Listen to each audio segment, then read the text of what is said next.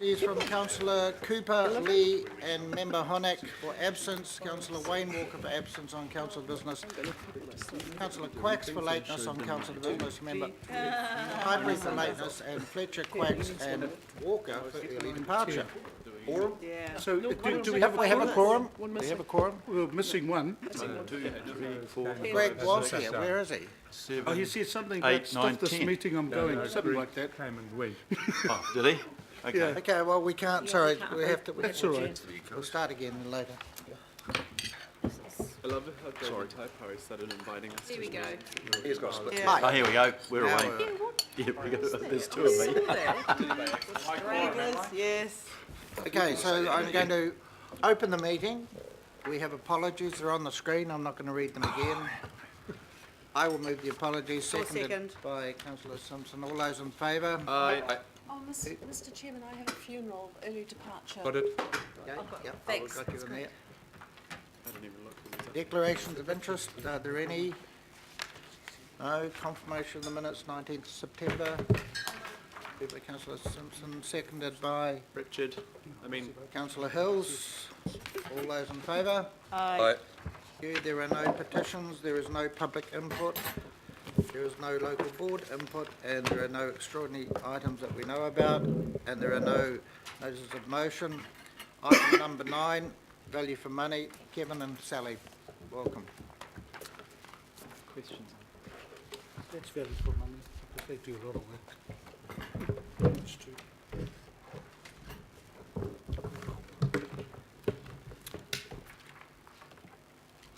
Are you opening up and then Sally, or? Thank you, Mr. Chair. So if I can just introduce the item, hopefully you've had a chance to read the agenda item itself and the two terms of reference attachments. I don't want to go into too much detail through those. Like I say, I assume they've been read, but definitely available for the two of us to answer any questions you may have. So as far as introduction goes, as you'll be well aware, the Value for Money program started. Initial discussions back in March. We reached the point of establishing a bit of a governance group for it. So we have an indicative program was originally outlined, talking about what the first four would be, and they were formally approved.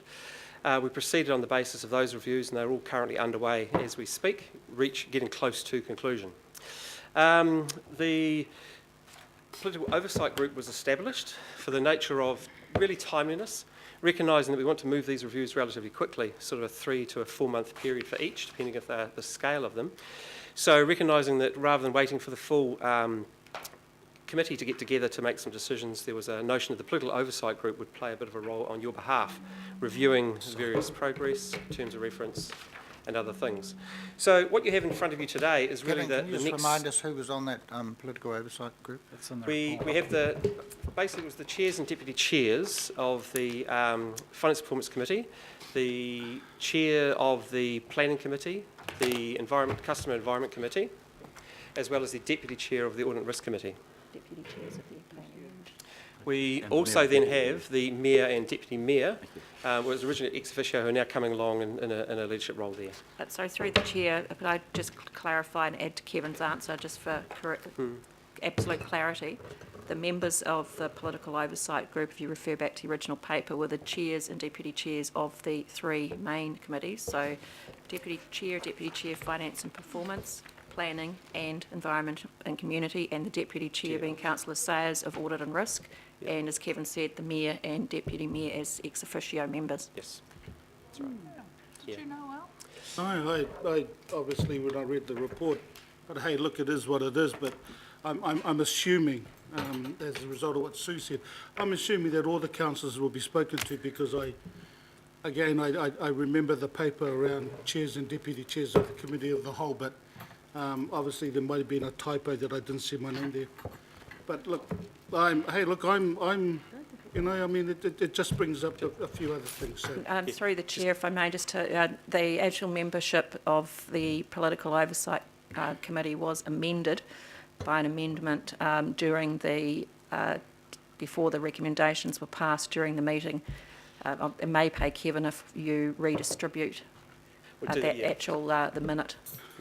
Yeah, just clarification, chair and deputy chair of the Finance Performance Committee, but just the chairs of the other two committees, of the Yeah. planning and the community environment committees, just the chairs of those two. So- And then the deputy chair, audit and risk, was recognising the fact That that it was was the an amendment. independent who was the That chair, was so it was the appropriate amendment that I for put. councillor Sayers to be on that, yeah. Wanted to be on that, didn't Yeah, but just clarification also, that was like an advisory group. The notion was that that was actually a group that would actually review the work that was happening, the process being undertaken on behalf of this full committee.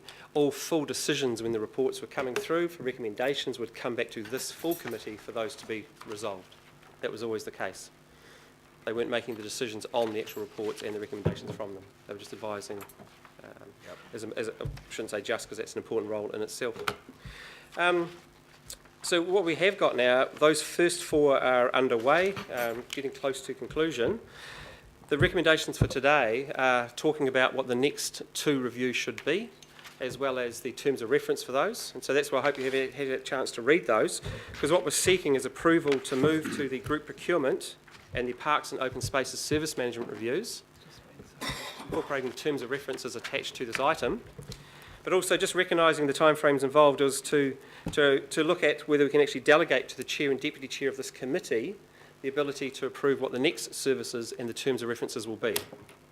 Not the final reports and the recommendations coming out of those, they will come back to the full committee again, but just recommending or delegating authority to those two, chair and deputy chair, as to what the reviews will be. Having said that, the group we've just finished talking about, the political oversight group, will play a key role there as well.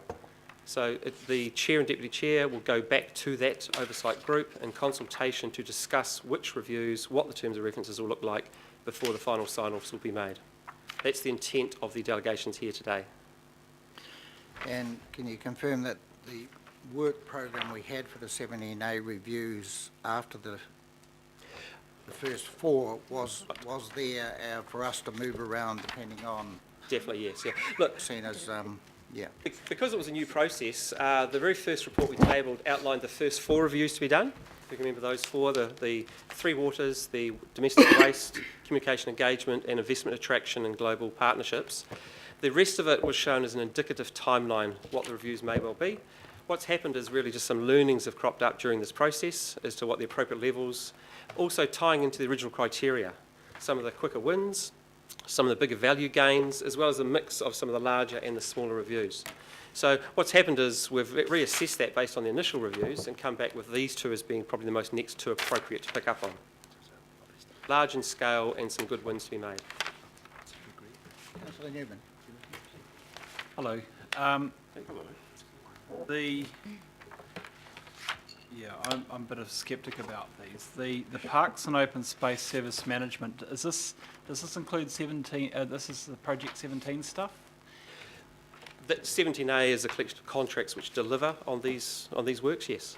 So those contracts have only just been signed off and we're still embedding them in.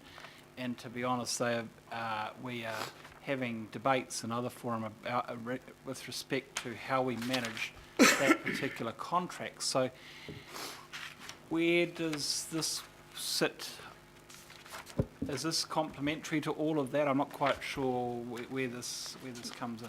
Yeah, so you're presumably referring to Project 17, which is the facilities maintenance contracts that have been renegotiated? 17 under the statute. Yep, I Yes. think Daniel is, yep. Yes, so they have been subject to a Section 17A review, which would have been triggered when those contracts were bundled and renegotiated and the procurement process took place. So in respect of the review that we're going to undertake or potentially undertake for parks and open spaces, it will be more around the service delivery aspects of facilities maintenance, including the delivery under those contracts, rather than the contracts themselves, which have already been subject to a 17A review. Can I ask a follow-up? Yep. How we implement those contracts, our resourcing around it, our assurance about what we're doing and achieving against what we said we were going to do, is a matter for current discussion. And actually, it's a lot of this has been driven by the local board chairs. This review and the approach that's set out at 4 in the terms of reference, current state assessment. So, with respect to that particular review, how are the local boards contributing to it? Because the thing is that the local boards are operating at a level where they can see the implementation or lack of implementation. So I'm just wondering about whether where they fit into this conversation around this particular review. Yeah, so there is, because the scope includes regional and local assets, then clearly the local boards are stakeholders in this review. Right. There's obviously a logistical challenge in engaging with 21 local boards, and so we are proposing, as we go through the current state assessment, to get a better understanding of how our assessment might impact local boards, and at this stage we don't have that clarity until we do that detail work, and then we'll be using and marshalling the resources from the local board management cadre to actually not only assist us with data collection and analysis and an understanding effectively of that particular aspect of the service, but also when we understand with a degree of clarity how our assessments are impacting local boards, to use that resource to undertake the engagement. Reserve my right to comment. Sorry, what was that? Or reserve my right to comment. Okay. Equal life as well, isn't it? Piece. Councillor Simpson. So, Thank you, Mr. sorry, if I could just add through the Yep. chair. Bearing in mind, this is also a whole of life. So this is actually from acquisition to maintenance, management, through to potentially disposal. How's that actually governed? How's that delivered? How's that actually financed? So the whole of life for open space incorporates, and it does overlap, you're right, it does overlap with Project 17, which was actually the facilities management component piece of that. How are we now contracting someone else to provide that service for us? Any review we do will have overlaps with other reviews. This will also overlap with the local governance framework review, in effect, for the reasons you've just given. So there will be overlaps. All of those will be taken into consideration. There will be some cross-dependencies with other reviews that are underway. They'll be taken into account. But bear in mind, this will actually look at the entire whole of life review for open spaces. It won't redo what's actually underway. Councillor Simpson. Thank you, Mr. Chairman. I had the same concern, which I have actually had sent through to this team prior to today's meeting, because our shared governance model has the majority of our parks actually within the jurisdiction of delegation of local boards. So I think what potentially is missing in the terms of reference is that issue. And if I could refer you potentially to 2.34 on page 4, which is page 18 of the hard copy agenda. I think somehow we need to reference when we're looking at the parks and open spaces, that parks and open spaces do have a shared governance for Auckland, and reference that in some way. Also, I think that a reference should occur for Project 17. I think there should be a reference in there as well. On that same paragraph, I think or that same section, I think there also needs to be clarification around the scope on walkways. We talk about the fact that there are walkways, but Auckland Transport do walkways as well. So just the clarity about what sometimes local boards again can use their transport capital fund for walkways within parks. Yep. So there is, you just need to be really clear around what the walkway section, clarification around that. You don't mention playgrounds, and I think playgrounds should be in there as well. And again, which cycleways are included. And again, I only say that because again, the Transport Capital Fund that local boards can use for cycleways and shared paths in parks sort of come within that gambit. So potentially that's something that we may like to include. And then on my last question, so my question is that okay? Hopefully the answer is yes. And then in the group procurement, I just want to make sure that all substantive CCOs are included in that group procurement. Yeah, so in respect of scope and walkways and cycleways, the walkways that are closely associated with parks are included, but those effectively walkways that are associated with the roads would be excluded. They'd be covered by another review, probably the transport review. It's not the way, if you didn't know that. Yes. So just clarification is really what I'm saying. Yes. And in respect of the CCOs that are in scope for the strategic procurement review, all CCOs and the parent procurement activities would be covered by the life cycle of this review.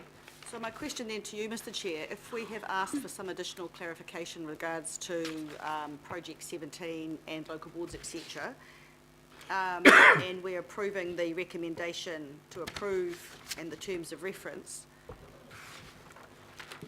how do we do that if we're asking for some amendments to those terms of reference? Well, we generally we get an undertaking, a gentleman's and a gentlewoman's undertaking that the changes will happen, and they do happen without us passing anything formally or without us having to delay something. So I don't want to delay it. I think you'll find, you know, if they were being noted, and they will be noted. Okay. You know, and yeah, well, I think that answers the question. So just, through the Chair, we could actually add to A, subject to the changes agreed to at the committee meeting. Yep, let's do that. Yep. Got that? Councillor Casey. Yeah, I've got a couple of comments and a couple of questions for the Mayor, and I'll just start. First of all, the staff mentioned something called the Political Oversight Group, but in the report it's called Key Stakeholders, and I really resent key stakeholders being defined as 5 councillors and the Mayor. Yeah. The key stakeholders in this council are is the governing body and the local boards. So you said Political Oversight Group, tick, that's fine. That's not what this report said. So I really resented reading that last night, and you can all look at it on page 25. And then the question is around that list. If I look at page 25, there are 6 elected members, and on this page 7 unelected members. I don't think the balance is quite right, which brings me to the point that Councillor Philippine made just a few minutes ago, that to get that balance right, it should be balanced, and I would support his, it doesn't matter, I'm going to put it up anyway, his being on that committee, or another councillor who would like to volunteer, because that's what's missing here. I don't know who put this list together, but I didn't see it, and I know the colleagues that I've been speaking to on this side of the House didn't see it. So again, we're just presented with a fait accompli. It feels like if you're not in the tent, you stay out the tent. So that's the first point. The second point is with regard to in-house services. This is more like the terms of reference. In Wellington, the Mayor there has stated publicly that whenever possible, we should have services in-house. One, it's cheaper, and this is the question for the Mayor. One, it's cheaper, and 2, we have more control over it. We've done some amazing work with animal management, for example, in recent times. But I don't see that as one of the prongs of this, that's definitely something we would be looking at, and it would favour it. So it's a question really to the Mayor, is that something he sees would be top of his list, because he's on this committee and I'm not? Mr Chair, since that's directed to me, let me just comment on the 2 things. The Political Oversight Group has, I think, 7 councillors on it, if I counted them correctly. The Deputy Mayor should be on there as well. He attends the meeting. So he's not listed, I don't think. But like any other Political Oversight Group, we'd be more than happy for any councillor that wanted to come along to those meetings to do so. See that in the report?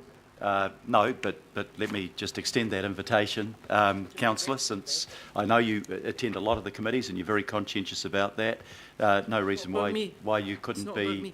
No. But I'm just saying you or any other councillor would be welcome to attend. On the question of in-house versus contracted in staff, I think you've got to look at it on a case-by-case basis. I'm all in favour of getting the best possible service for the least possible cost, and where we can do that in-house, and you mentioned the animal management, that was a classic example where we made major savings by bringing it in-house. but from time to time, there will be specialist expertise that wouldn't make sense for us to have on permanent staff, and we do that through contracting in. That is the responsibility of the Chief Executive Officer to make that decision. We don't determine generally, but there's no reason why we can't look at, in this process, where we can get better value for money, either by bringing into our staff the functions that need to be performed, or in other incidences in contracting out. I mean, I just think you've just got to judge it on the particular needs at the time, whether we have the expertise, how it can be done most effectively and most cheaply. But if you want that to be part of what the value for money looks at, I've got no problem with that at all. Absolutely, I do. Yeah, it's not in here. Yeah, Mr Chair, if I can just say a couple of comments in relation to that. Yeah, one is start with an apology. Yeah, the Deputy Mayor has been left off that list and should definitely be there, so apologies for that. The second one is just clarification, is the membership of the Political Oversight Group was passed by resolution of this committee. So that was the process we went through to decide on who it should be. And it was based on the chairmanship of the various committees that are likely to have a significant input into that process. But as I said earlier on, all key decisions come back to full committee to be made. And that will include the evidence and the rationale between that discussion on that continuum, insourcing, privatisation, outsourcing, all those various options. There'll be information brought to you to see what the rationale is behind those suggestions. Thanks, Kevin. It's not a committee. It's a political oversight group, and it's not a group of key stakeholders either. Councillor Darby. Thank you. Look, questions, I think we've covered the makeup of the committee. That was from the 21 of March, and it was voted on. Yep. Thank you for having those minutes. Yeah. And so, look, just in terms of the resolutions from then, can we assume that what we voted on then is we confirmed by resolution the approach, the program, the priorities and the objectives? They still stand. Yes. None of that has changed. Yes. Okay. So, sorry, just your point of clarification, the priorities were the first four, with the rest being indicative at this stage. Yes, that's right. and the program was indicative, but there was criteria for prioritising and sequencing the reviews. Can you just go over that criteria, because I think that was on another attachment to that report.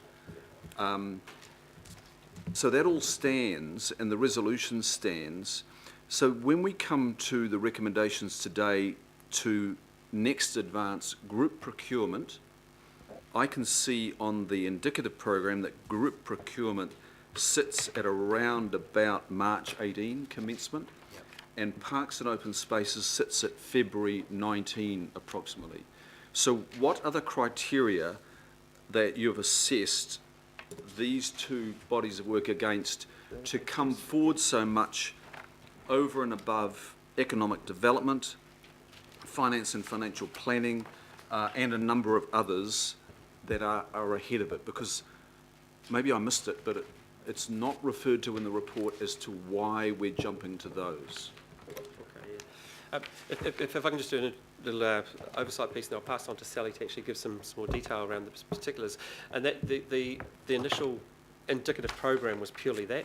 If you remember, we actually tabled at the time and talked about the process, and we were developing the methodology and the framework. So there's a lot of good learnings that have come out of these first four reviews. So that's led us to actually assess which ones do we believe actually meet those criteria best, and which ones are likely to give us the biggest bang for the buck to start with. So perhaps, I'm sorry, I haven't actually got that criteria in front of me right now, but if I could just ask Sally just to talk about the two choices we have got. Yes, the two choices that we have, essentially we evaluated and loosely against the criteria that was in the indicative program, and the two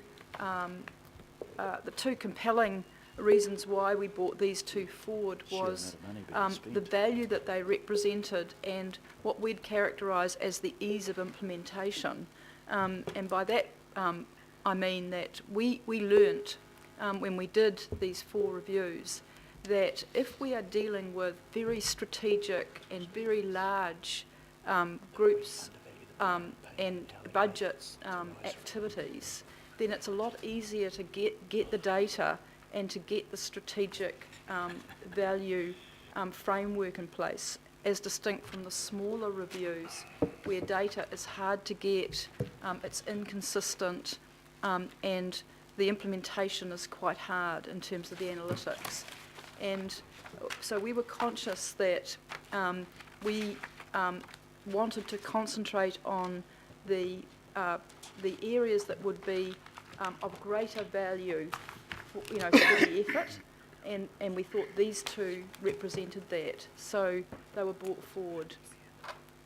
So at that time, when the indicative program was put together, you ran that through criteria and you arrived at that indicative program, but there are some substantial changes, because as I see it, that area of parks and open spaces was, through the same criteria, ranked really low.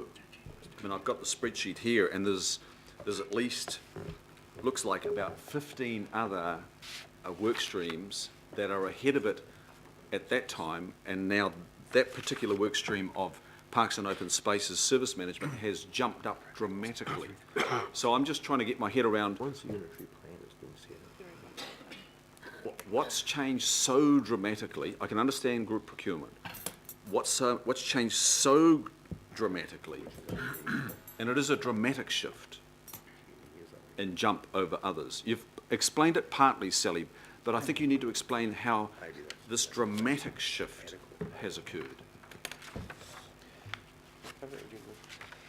When we did the indicative program, we were really using rule of thumb. There was no science to it. It was, deep science to it, and there wasn't the deep learnings that we've had as a team in doing these reviews about the ease of getting data and the consistency of data. And so that is actually taken to us. That's the key learning that we've had from doing these 4 reviews, 2 small ones, 2 of them crossing CCOs, and the immense inconsistencies that we've had in the data. So it's actually, in many respects, it's been harder to do the smaller reviews, and we're running behind actually in developing those reviews than it has been to do the 2 larger reviews, the 3 water review and the domestic waste review. And I think that we put enormous weight on that when we actually evaluated what we should bring forward from the indicative program.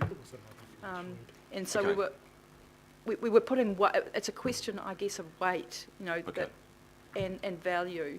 And there's probably 2 or 3 others that, sit in that. The other complication that we had was in respect of the next scheduled reviews, which was, I think, finance related.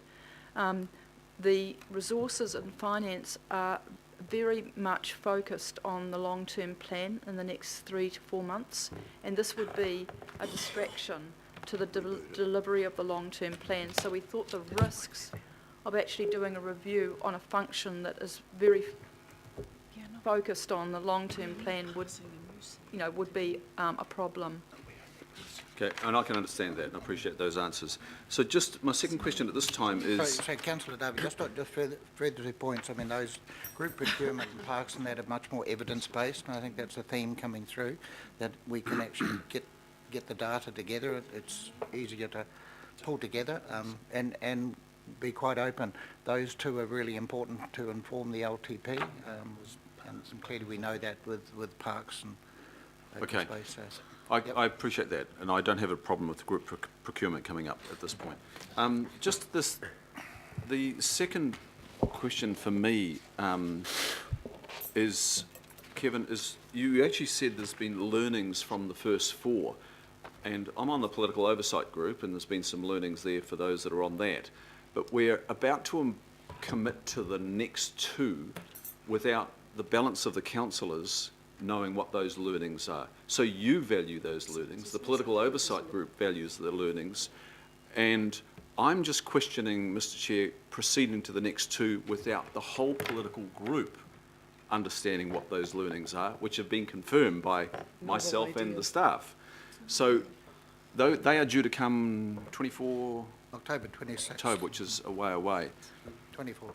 So I'm just signalling that as a slight concern that we do need to bring our colleagues with us on this, and I would ideally like all of us to be up to date with the so-called learnings, with the first 4 being formally reported before we move on. But I'm open to being contested on that point of view in the debate to happen. You have been on the political oversight group, and I'm not looking out for myself. no, I know, but what I'm meaning is I think we're just trying to keep moving, and I think really when the learnings and the reporting back is going to show that there's some savings to be made, and and we need to move on if we're going to have this informing the LTP. It's as simple as that. We can wait, but I mean, we've got a team a separate team, Sally and one other, who can carry this forward for us. If I could just make one comment through the chair, if I can, which might help, that is probably the 2 key areas of learnings. One is around the nature of which review should be done, and that's really just the stuff that Sally's just talked to just then, which is keep them strategic, keep them relatively wide, ease of actually quantifying the data, the evidential base behind it. So that's some of the stuff you just heard about. Some of the other key learnings are actually about just literally how you do it, how we go out and actually deal with the CCOs, how we try and collect data. So some of those are actually quite at an administrative level. But that's probably the 2 key areas of learnings that we've picked up on. So the main one for all of you to be aware of is that selection process. The key learnings around how we actually make sure we keep these broad, strategic enough, which has really driven the 2 that we've actually got in front of you today. Yeah. Okay, thank you. That was Councillor all, Holtz. Chris. Thanks for trying. Thank you. For my colleagues that I'm on the group with, you'll know that I often am the minority voice and am certainly sceptical and have not necessarily been a huge supporter of this process. I remain sceptical with some of this, and I was certainly sceptical with the 3 that we started with, which were not a priority. That was a political decision. It was politically driven to start with those 3, and we certainly had the debate around that.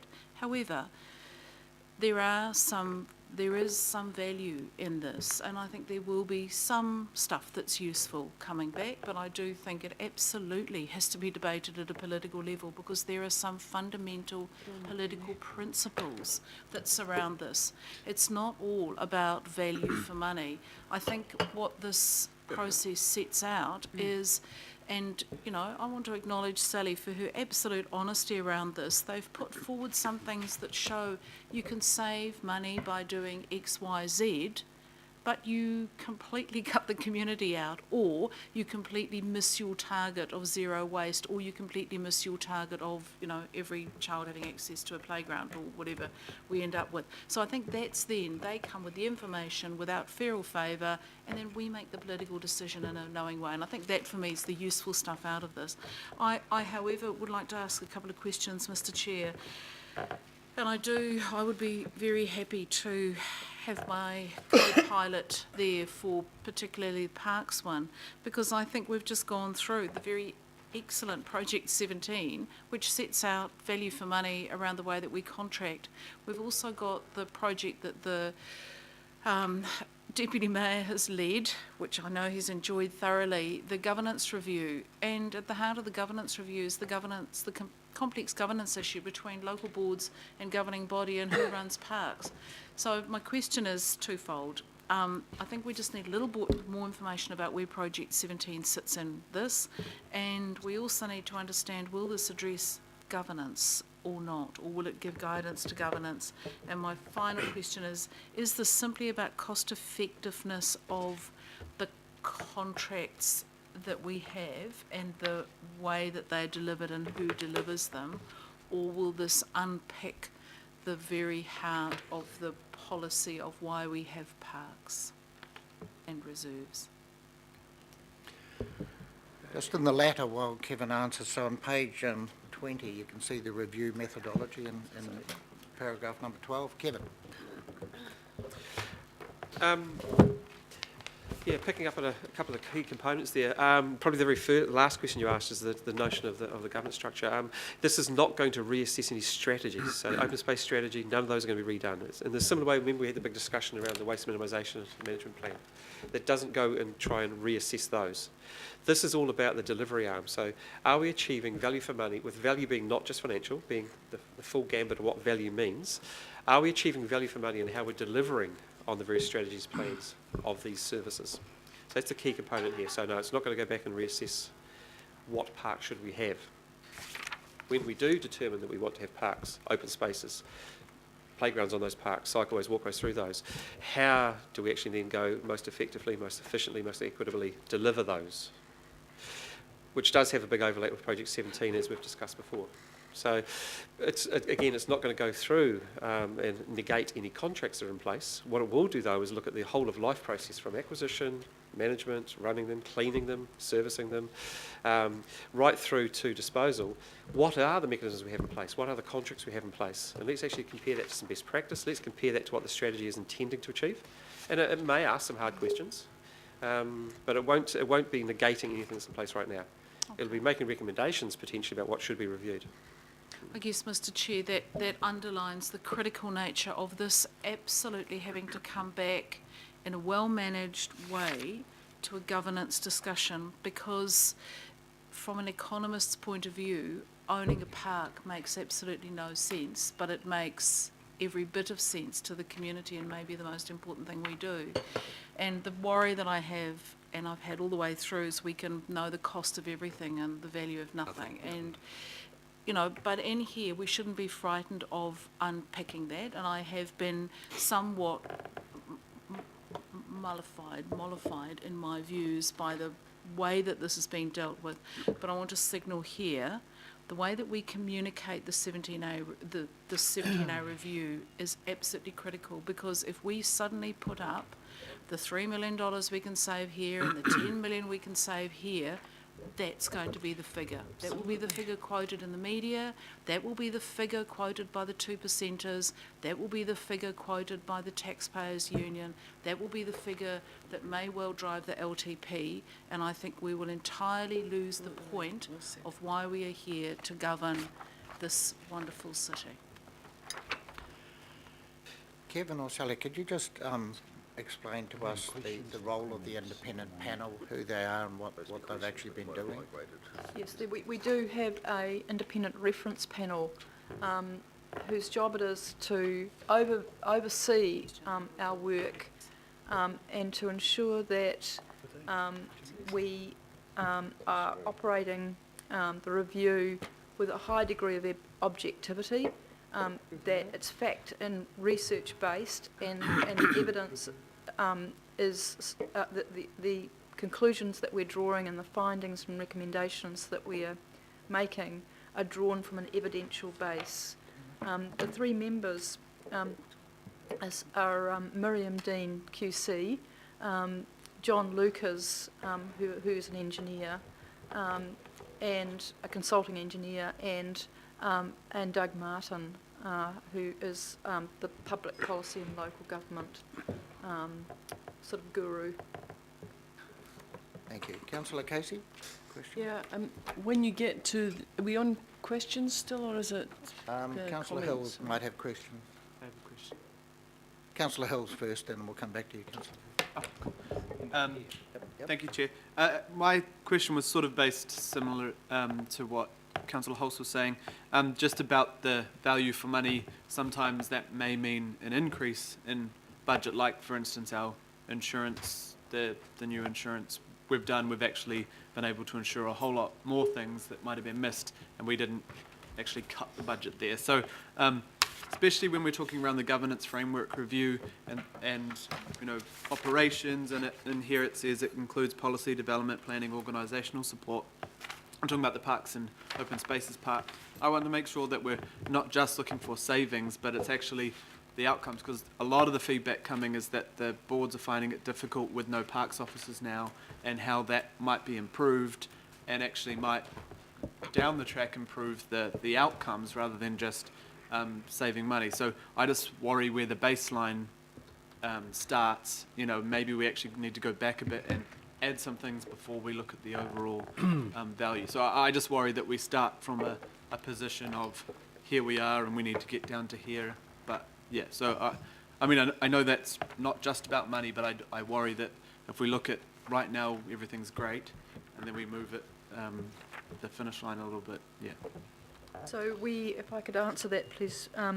The value is basically been defined as a broader. It has a broader definition than Section 17A, the cost efficiency, if you like, focus. So value includes, in terms of our review, identifying all the outcomes that are being sought from the investment being made, the social investment being made, and that value could be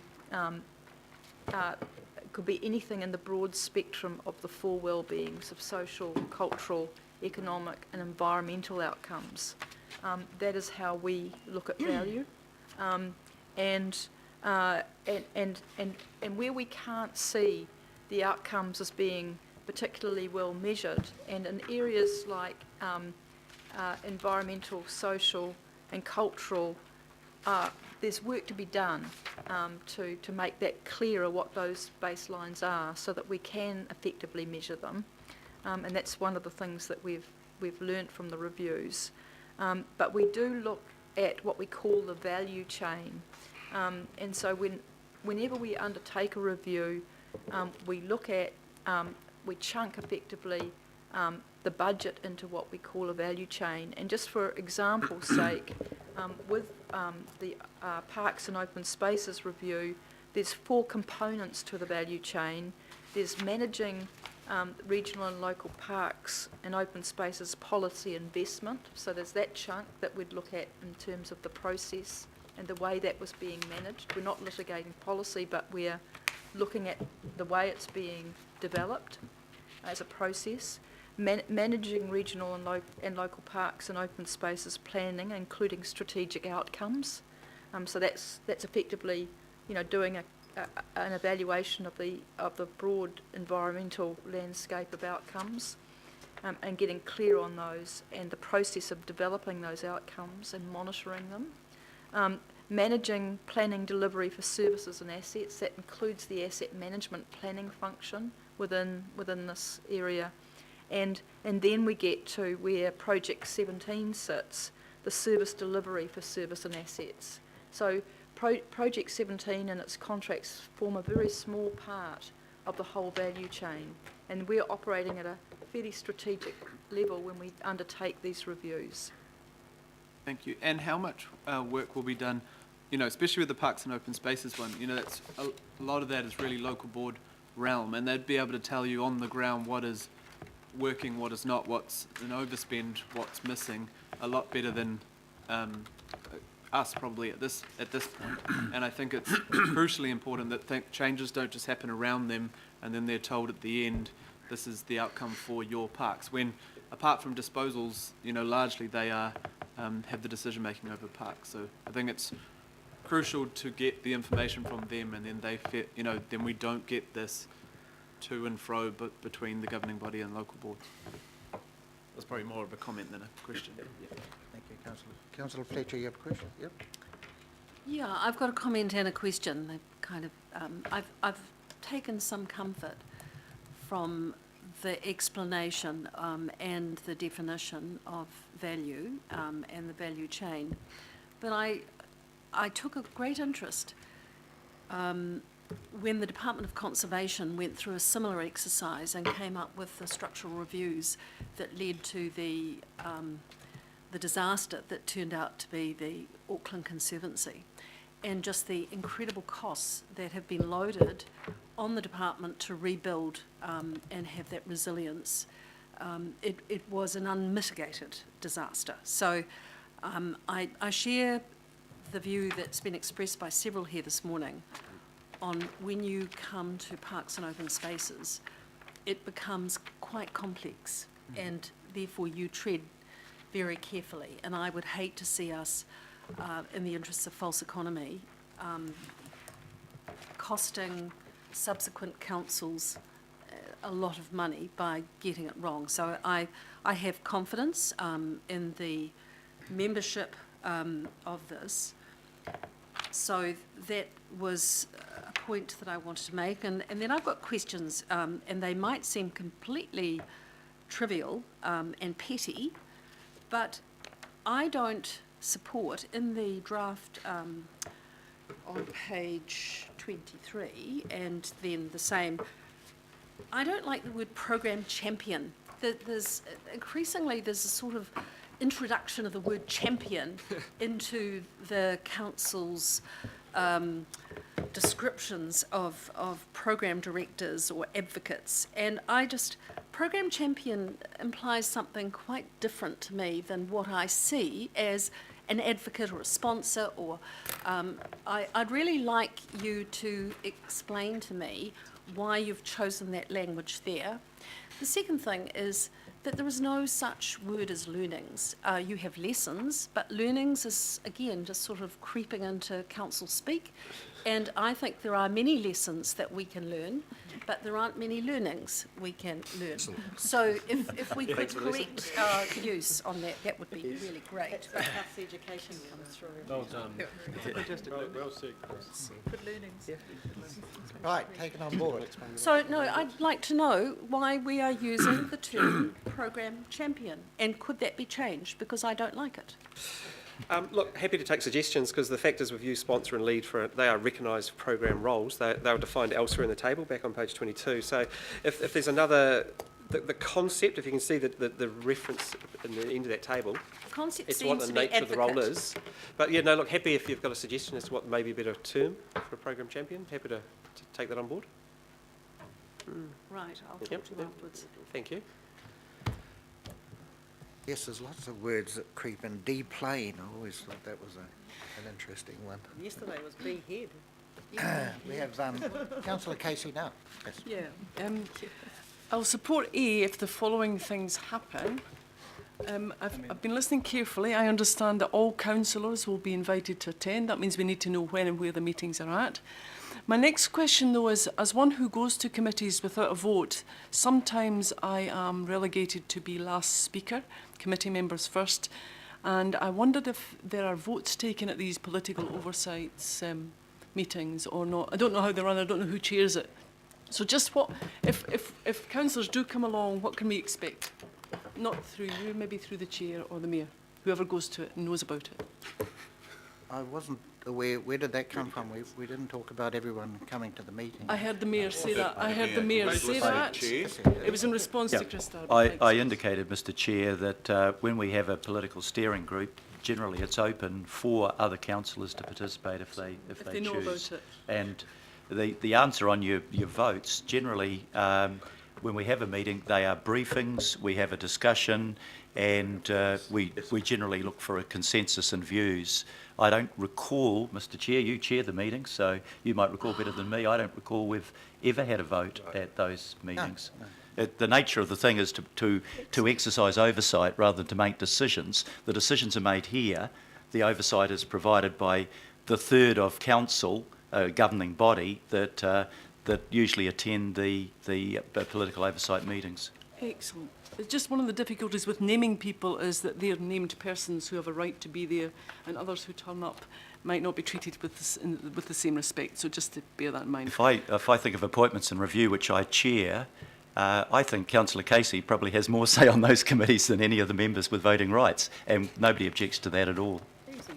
Just speaking from experience. Okay, well, at the moment, the membership's... not finished. Yeah, the membership's just done by resolution, but we can open it up. Anyone can attend. We'll make sure everyone gets... And so my next question was, having listened to comments about local boards and agreeing with them, if there is an opportunity for local boards in the interests of co-governance to also attend.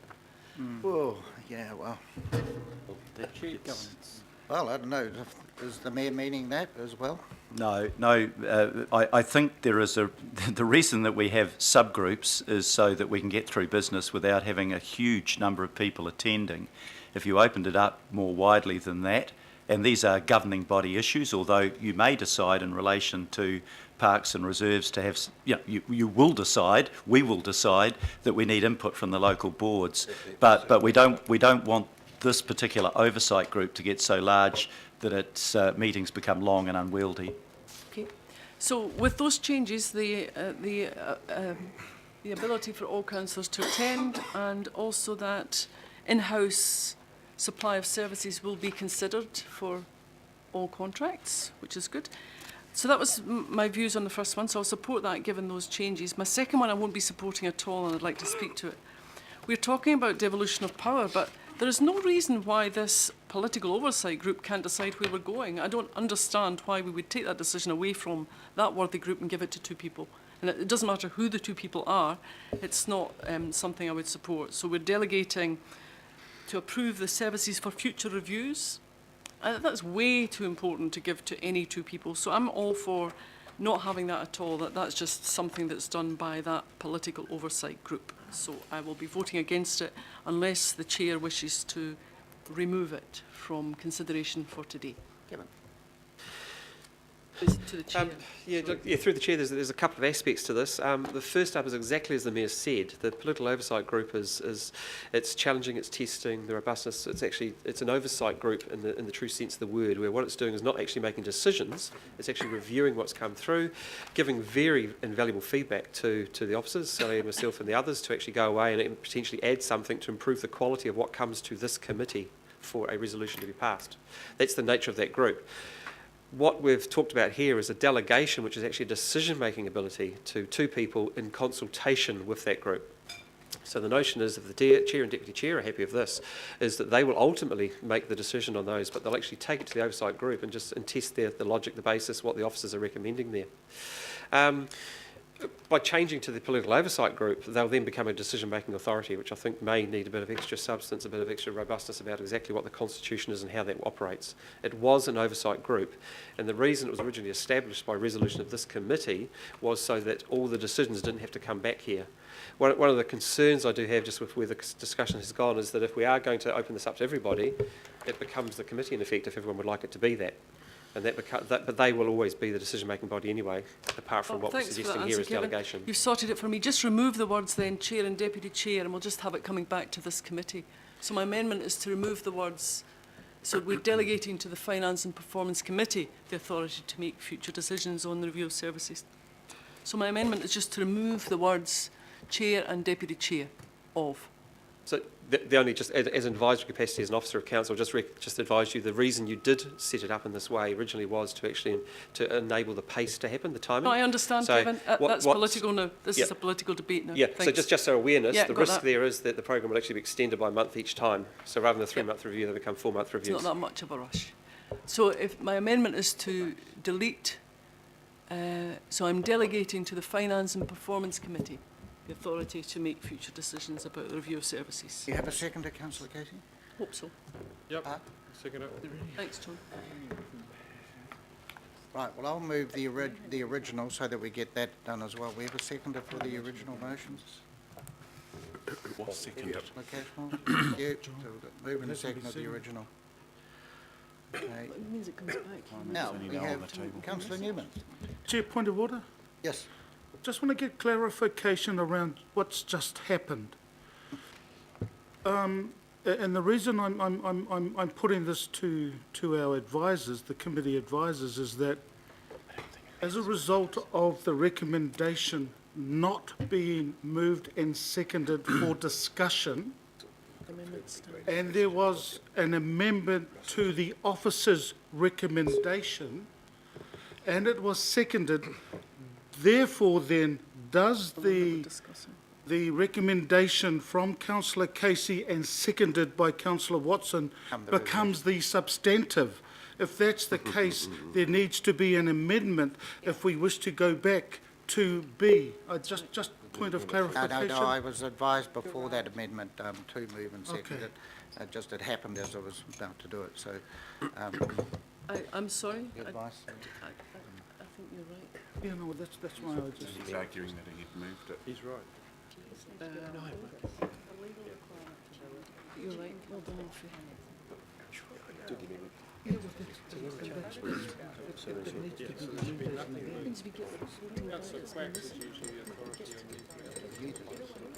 Sort of being further.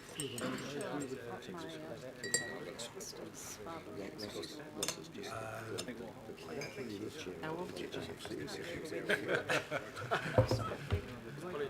It's right.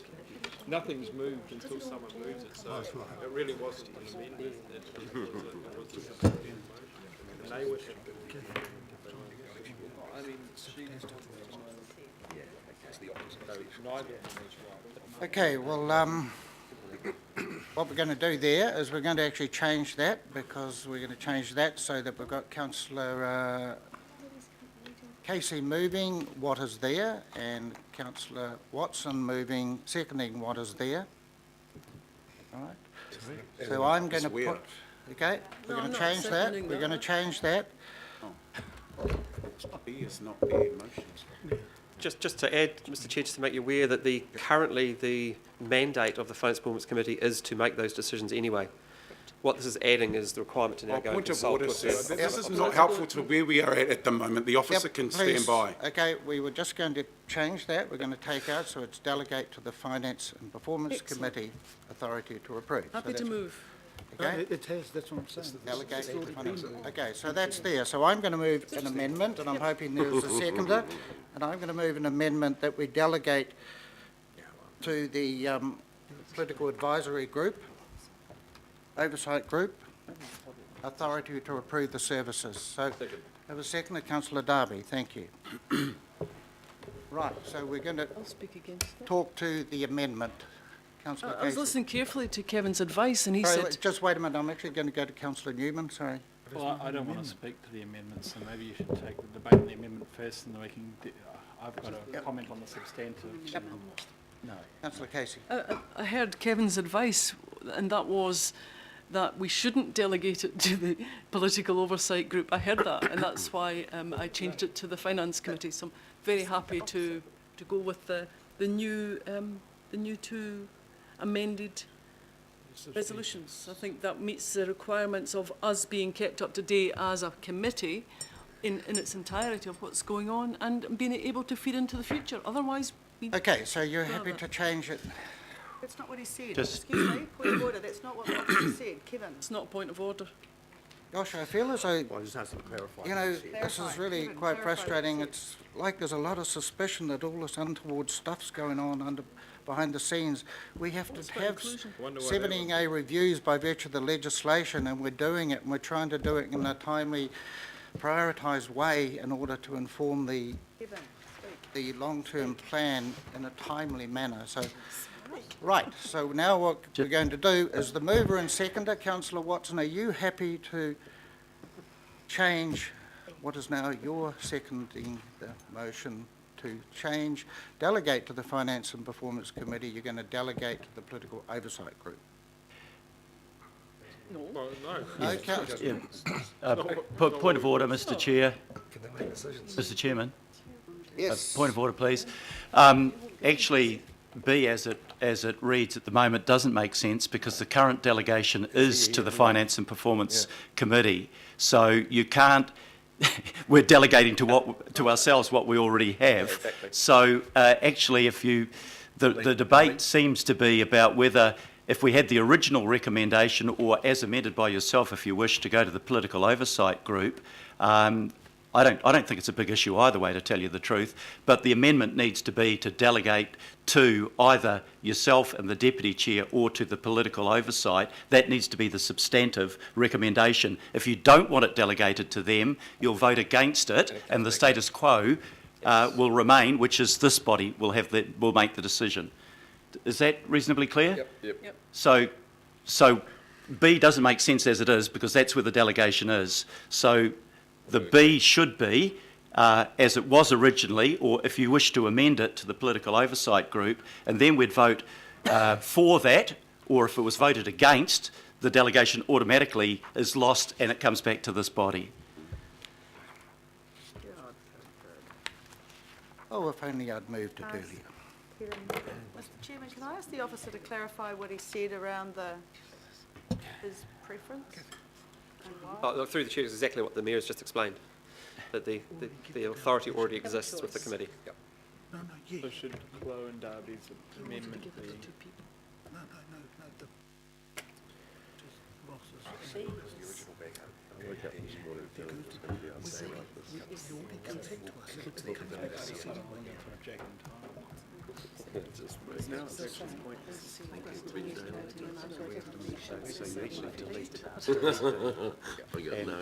Right, so anyone want to speak to my amendment there? Which Councillor Darby has seconded. Right. Councillor Filipaina. Yeah, just clarification with the amendment that we're talking about from yourself and Councillor Darby. So, with the amendment, it's saying that instead of going through to the deputy chair, which was the officer's recommendation on our agenda, which was the deputy chair and the chair of the finance committee, who then, and then what, as a result, will then go through, and I'm talking about the officer's recommendation here, will then go through to the oversight group. That's what it was.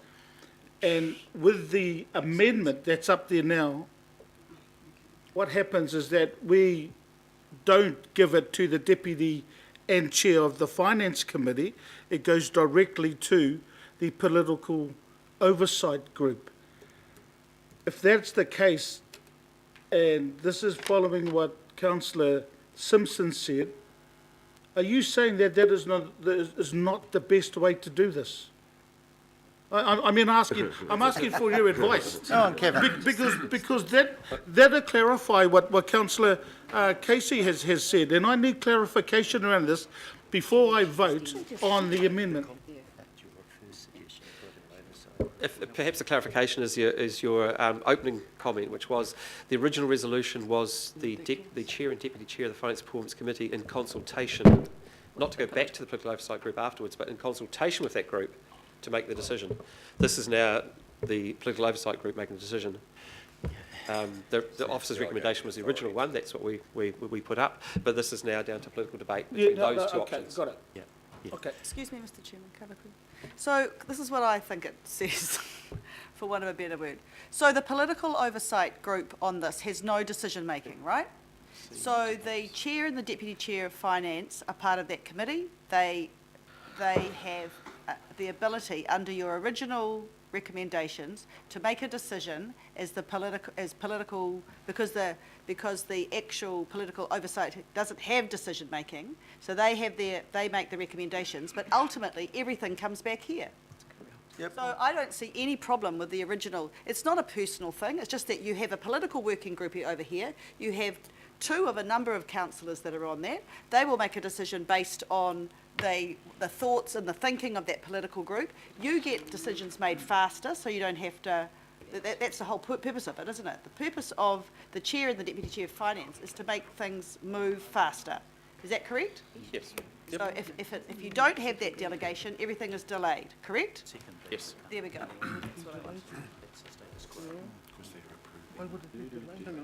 Okay, so we're actually going to, what we're going to do is we're going to delete that first B there because it isn't, it's actually status quo anyway. We're going to put that other B up as an amendment, okay, because there clearly is suspicion that the chair and deputy chair. An amendment by addition. Well, are you sure the original recommendation can't be voted on? Yes. Yes, this is the way it is. We have to. No, look, the chair and by deputy chair. process, we have to go with an amendment because The the way original it's was been. the chair and deputy chair. Is there any further discussion of the B amendment that is there? Councillor Hills. Yeah, personally, I'll be voting for the amendment, but I would actually prefer it to be the chair and deputy chair. It's not, so that's the next group. And the thing is, because everything has to come back to us, this is only deciding what is done, and it's the exact same reason why I wanted to endorse for the Panuku thing. It's just to get things done and get things moving. Yeah. I don't know why there's all this distrust, and I think if the public were watching now and they were watching the other day, they would think we're wasting a whole lot of time doing nothing. Free. Yep. Councillor Quack. Did you want to comment? Hey. Dick? Oh, no. You what? Me? No, Councillor Quack. I thought he put his hand up. No. It's all Right. been said. I think we're wasting a lot of time here, Mr. Yep, Chairman. we quite certainly are, frankly. so we're going to It's all put B, been we're going to said. put the Let's amendment. start I do want voting. my opinion. Yeah, stick to what it was in the first place. I'm going to put the amendment. All those in favour? Aye. Against? No, It's one, right. We're going to put B up to be part of the substantive. So we've got moved by, well, I presume Councillor Casey, you don't want to now be the mover? Councillor Casey? yeah, you're right, I don't. Okay. Councillor Watson, do you want to be involved in the substantive? Given I voted against it, no. Okay, well, that's probably right. Well, it goes back, so I will move and Councillor Cashmore will second. And I put A and B. All those in favour? Hang on, some of us had a Debate. hand up to He's had speak. his hand up to speak for ages. I asked you before, Debate Councillor on Newman, the so substantive. please, Councillor Newman, speak. Well, point of order, Mr Chair. The first thing is I said I didn't want to speak to the amendment, I did want to speak to the substantive. So I'm not holding up the process, I'm just following your lead. Yep, but you're speaking. Mr Chair, enjoying this process, with respect to para 11E of the item, Parks and Open Space Service Management, brackets, comprising the management of the LTP activities of regional and local parks and open spaces, close brackets, including sports fields, walkways, cycleways, within those reserves and open spaces. Now, I listened to Ms Garrett's answer to the questions that were raised by Councillor Darby. I appreciate him raising them, because I too have concerns about why this particular review has been brought forward to now. And the problem is, Mr Chair, is that whilst I can support the review for group procurement, I really don't support the review for Parks and Open Space Service Management now. I listened to the anticipated benefits of doing a review of this big activity now. I've been listening to some of the feedback from the chairs of my local boards. What I am understanding is that with respect to data, the renewals around the state of the assets in local parks, I don't think is that obvious. The resourcing for the data analytics to inform the renewals is probably not adequate at this time. And the reason for that is that we're probably, as an organisation, not resourced for the data trawl that is required to do justice to the renewals program in the parks and open space area of this council. And this has been recognised most recently by the other half of the shared governance arrangement through the governance framework review. I think that a review of our resourcing in the parks and open space service management is necessary. But I don't think it's a 17A review, actually. A review is required, but for the purpose of ensuring that we're doing the job properly. Now, Mr Chair, I listened to what you said, and you said is that, there are savings to be made. I think that there is a need to resource the service delivery properly. That's how I look at this exercise. So I think that the problem definition, hasn't quite landed for me. If we are going to do this exercise, the answer should probably be that it would result in an increase in operational resourcing, not necessarily for parks renewals, but just to ensure that we can identify the renewals that need to be done. Because the other half of the shared governance isn't seeing that right now. And I think that's a different exercise than a 17A review. So, Mr Chair, I don't quite know how I can agree with A in its entirety, because there's one part of it I don't agree with. Whether you can record that I don't support the Parks and Open Spaces Service Management. Certainly can record that. I don't mind the group procurement, but I would like to make that distinction and record that if possible, please. Yep, I was under and make a note of seeing that. Mayor Goff. Thank you very much, Mr Chair. I just want to start off with the good point that Councillor Holst made at the beginning. Section 17A reviews aren't about the policies and objectives that this council follows. We set those here, and then we give to our officers the responsibility to carry those policies out. What Section 17A is about is how we deliver on the policies and objectives that this body decides. And there can't be a single person here that doesn't believe that we need to deliver on those objectives as efficiently and effectively as possible. That what we want to be sure about in everything that we do, our officers do on our behalf in carrying out our policies, is best practice. Now that's why Parliament changed the Local Government Act to include the requirement on us of Section 17A to periodically review to ensure that we are getting best value for money. Now, we've done a series of studies through this council about trust and confidence by the public in us. And what every one of those reviews show is that the factor most damaging trust and confidence in us is that the public, rightly or wrongly, does not believe we are doing things according to best practice and getting value for money. You've just had a workshop on that, which sets it out in black and white that people don't have confidence that we are focused on getting the best value for money. There is nobody that is opposed to the concept of value for money. If it was about changing our policy and objectives, I would be against this. It's not about that at all. It's about how we can make sure our scarce resources go as far as possible. All of us around this table have a vision and a dream of what we would like this council to be able to achieve. And we know that the constraint on us is normally lack of resources. So we have to find the resources, but the equal imperative on us is to make sure that the resources that we have go as far as they possibly can to carry out what our policies are. So I think that the value for money exercise makes a lot of sense. That's why we're required to do it. We should be embracing it as a positive, not worried about the fact that, you know, we might discover something that we're doing isn't as good as it could be done. A lot of the public view, a lot of the public perception may well be fiction. Some of it is fact. So we need to address the facts where we aren't doing things as well as we could do, and have reports independently audited like these are that demonstrate that some of it is simply wrong perception, that we are doing it well. But the public will take reassurance that we are focused on value for money, that we are checking it out, that we are having it independently audited.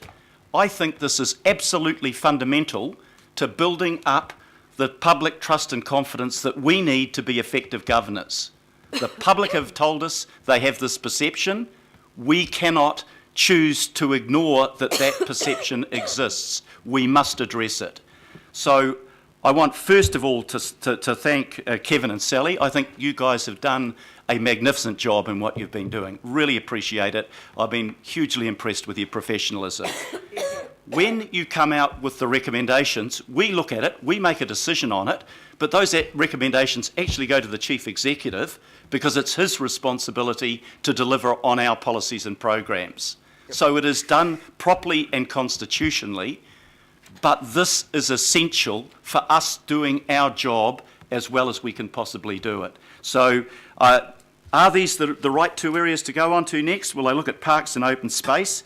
We're spending $1 billion in capital and $2 billion in operating expenditure over the next 10 years. $100 million a year in CapEx, $200 million a year in OpEx. Do we need to check that those dollars are being spent wisely? Absolutely. Of course we bloody do. Of course we do.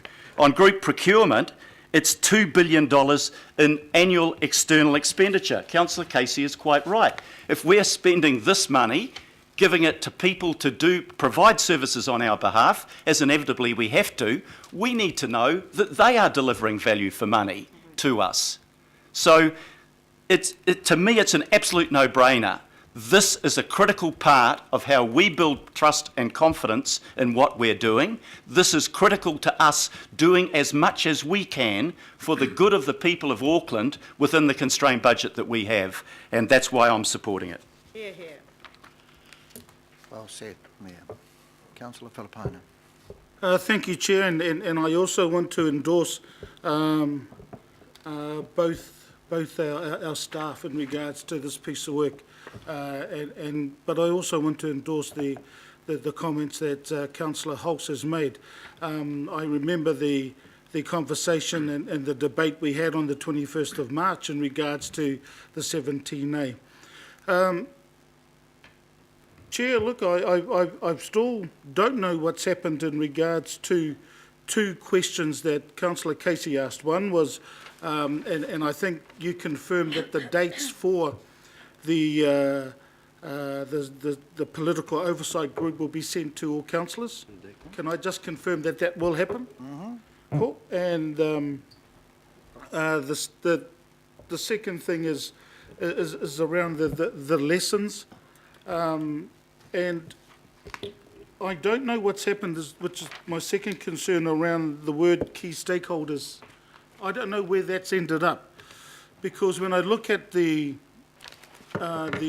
recommendations that were passed on the 21st of March, there was nothing there in regards to any terms that to say that the key stakeholders, because when I read this particular report, I shared the same concerns as Councillor Casey around stakeholders.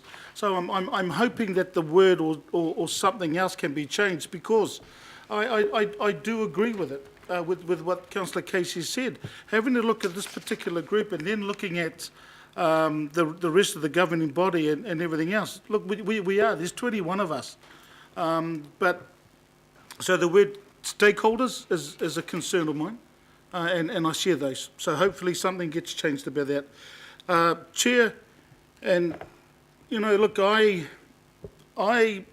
raise that point of order because, like all of us around this place, it's around process.